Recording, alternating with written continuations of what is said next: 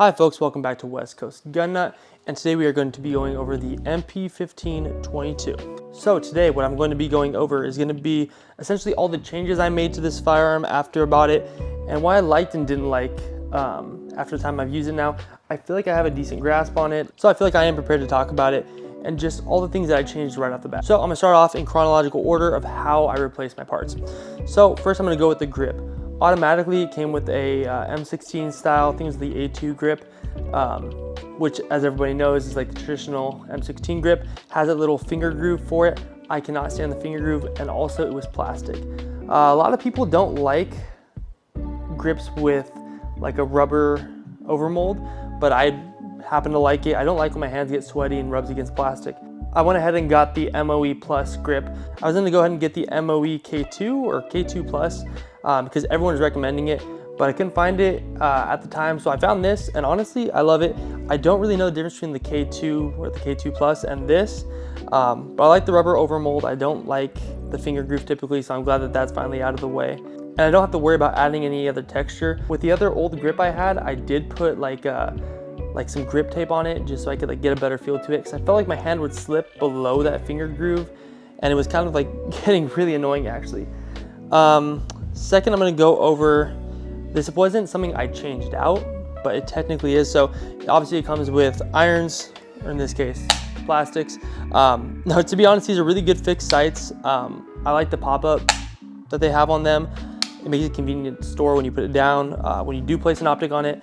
So I didn't really want to go with an LPVO just because I was, you know, it's 22. I don't need to be spending like $400 to $500 on an LPVO, and I can just do a red dot with a 3-time magnifier and make it simple. I can move out of the way. I have no problem, and it kind of almost goes flush, if you can tell, which is kind of convenient because these are two different companies, but it works fine. I originally did have, so this is Tacticon's 3-time magnification, and I originally had the matching red dot to it. I don't remember what it's called, but it was one of their V1s. It was one of like their original red dots, and that was, I'm not trying to crap on Tacticon. That was a trash, like absolute trash decision. I kind of went the cheapest of the cheap, and I went with like their cheapest option, and I'm not sure if it was just that one was trash or you get what you pay for, maybe a little bit of both, but immediately replaced it. So I put on the Romeo MSR. I originally had this on my AR, but I got a new optic for that, so I just downgraded it down to the 22, which honestly works fine. I will say though, and I'm not sure if it's just me, but I do have astigmatism, so when I'm looking through the red dot, it's not as much a dot as it is like a oval, with like a few like glaring lights around it. I don't know if that's just me, but honestly, it gets the job done. I don't see myself needing this beyond 100 yards, or see myself trying to shoot beyond 100 yards with this. Not that it can't, but 22s are just, you're not going to try to go for range with these. And honestly, one thing I thought I would replace, but I actually didn't, was the stock. The stock, the stock is stock. It's pretty basic, just the traditional stock that comes with these guys. And honestly, I don't see any point in replacing it. There's no problem. You know, it does what it needs to do. Extends, folds in, not folds in, but collapses. And honestly, I don't have a single problem with it. And it's not like I need a lot of padding on the back, because like right there, you can see it's just like a plastic kind of coating there, which is not a big deal. I'm not gonna be taking much hit with this because it's just a 22. And this is probably like one of the basic things, but originally this came with a 10-10 magazine. So 10 round capacity and looks like a 10. And I must preface, I'm not in a free state, so I changed it out for the 10-30. 30 look, but only fits 10, as you guys know, which is trash. Also, I'm just gonna show you guys I'm clear. I don't got anything going on. We're safe. We're safe here, guys. This is West Coast, we don't play around. After that, what I did was, I didn't really want to get a foregrip. I thought about it for a while, and then I wanted this to be a good opportunity to test out like different grip tapes. So I'd originally gotten like this like fishing grip tape, which is like stupid cheap. And it was okay, it had a weird design to it, but I originally had that on the OG grip. But then, and I had it on here too, but then I changed it out. I got goon tape. I know everyone in the gun world talks about goon tape, and honestly, it seems like controversial because people will just substitute that for like hockey tape. So, you know, buy at your own risk.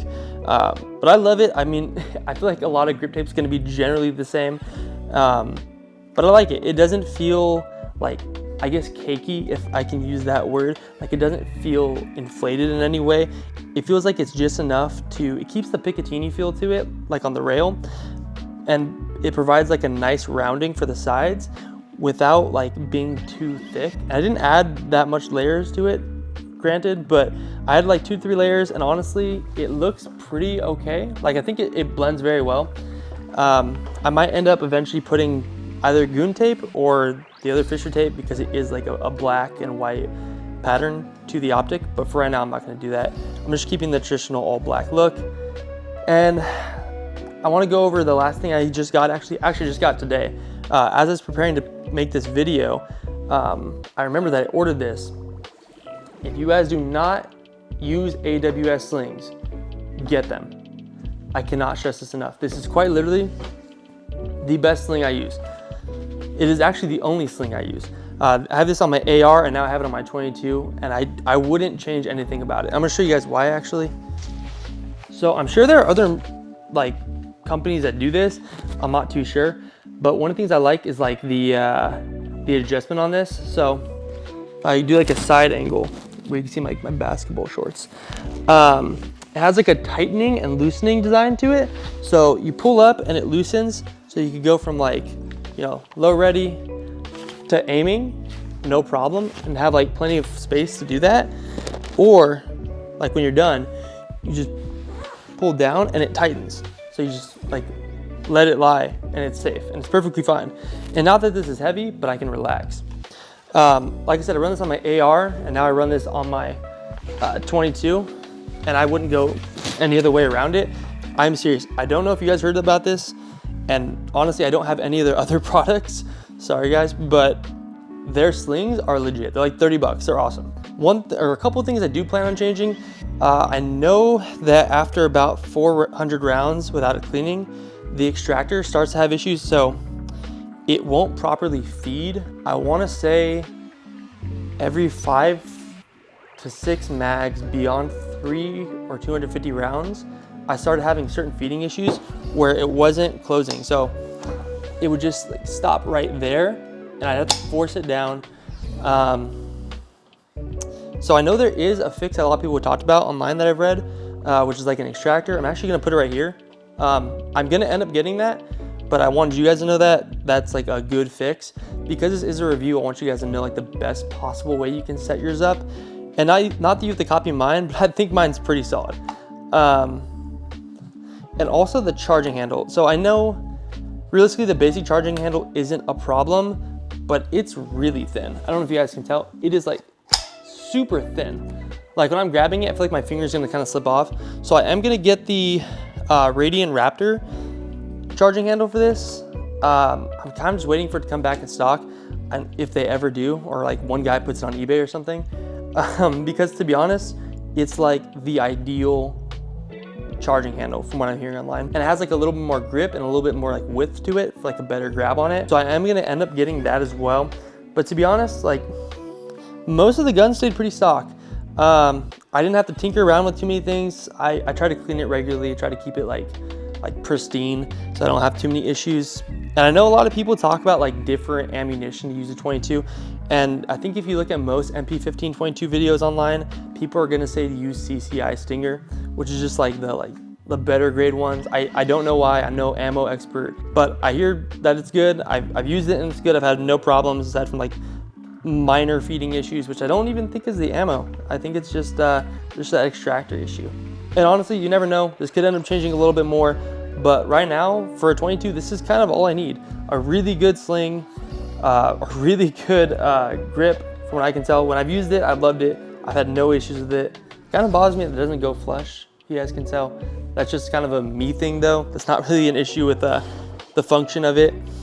I don't need a foregrip. I don't feel like I'm gonna be handling too much weight with this. I don't feel like the recoil is obviously not gonna be like hardly anything.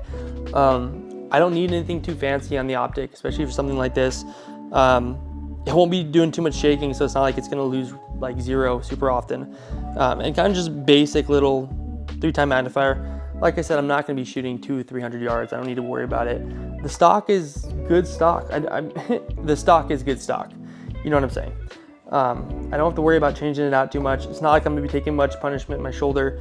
So I feel good with that. Once I get the extractor and charging handle fixed up and like changed out, I feel like that's when I'm going to feel like 100% pristine. I hear good things online about this firearm. I've experienced good things about it. And honestly, I think in terms of a 22, not that I have much experience with 22s, but I'd probably give this gun overall like a 8.5. The way it is, it's quality, it's good. Smith & Wesson has a lifetime warranty on it, which like just makes it all the better. So honestly, I trust it. I have no issues. And I want to hear you guys' comments down below on what you think. Do you have a different opinion? Do you have any other recommendations? Any changes you guys would make to this? Feel free to leave it down in the comments. Until next time, have a good one, you guys.